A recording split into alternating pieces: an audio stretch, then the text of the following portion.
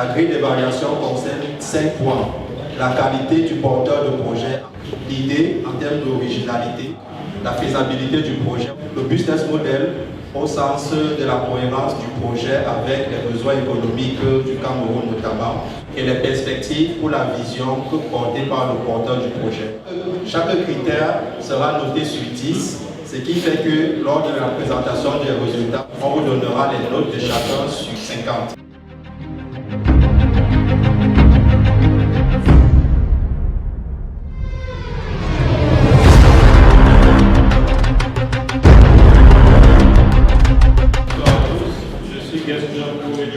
Étudiant à l'EMSI, élève ingénieur en automatisme et informatique industrielle. Donc, moi, membre du jury, chers partenaires, merci de nous honorer de votre présence. Je vous fais part du projet AVI, cette affaire, c'est ce soir.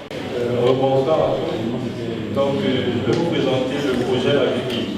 Donc, ça, c'est le plan général qu'on va revenir sur chaque point au fil à mesure. Donc, la première question, c'est quoi AVI? En effet, AVI, c'est un dispositif qui permet de rendre rentable les points de délivage, que ce soit les bovins et pour l'agriculture.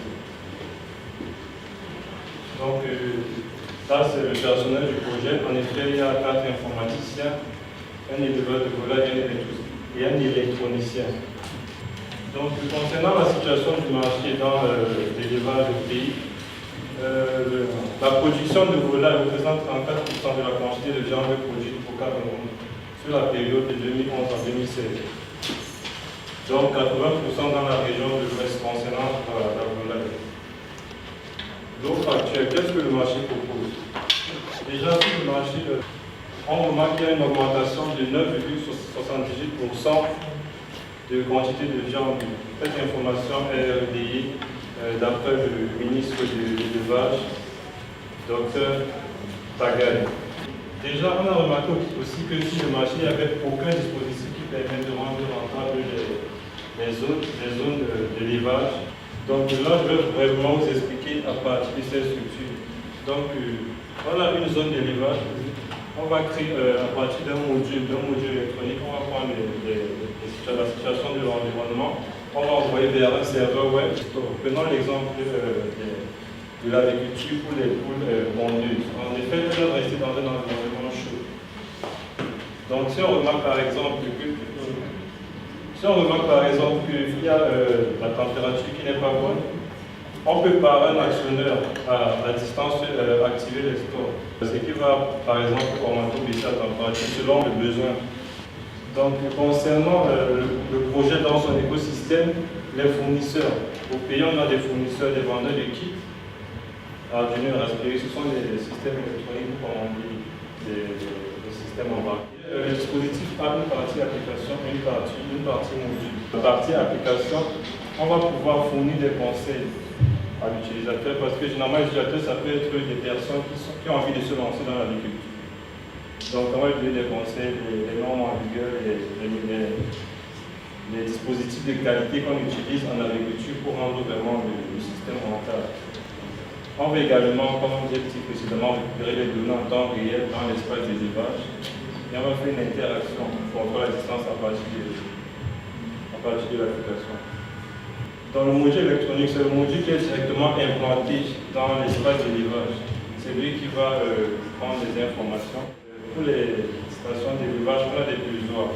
Donc à partir du module, on va pouvoir peser le nombre de poules par exemple, si on est dans l'agriculture, on va peser, on va faire une moyenne, on va envoyer parce que généralement les poules, elles ont un poids normal. Et s'il y a un défaut, on va remarquer que la moyenne n'est pas dans les normes.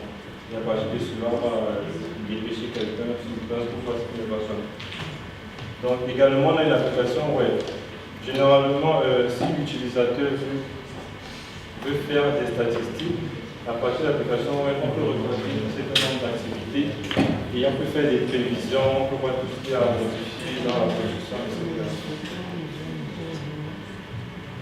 Donc ça, c'est le bilan relatif à l'ouverture du projet, le démarrage du projet au Cameroun. On a totalisé une somme de 2,5 millions pour le lancement du projet. Donc ça, c'est les principales dépenses.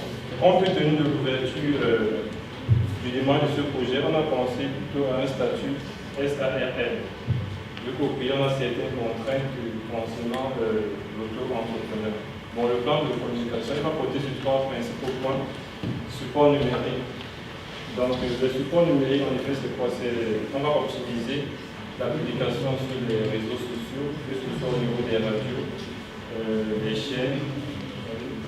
Apprendre les supports physiques, que ce soit les clients, qu'on va rendre directement chez les consommateurs. En troisième fois, on aura la prospection. La prospection, on va directement voir les acteurs dans l'activité pour les proposer des services.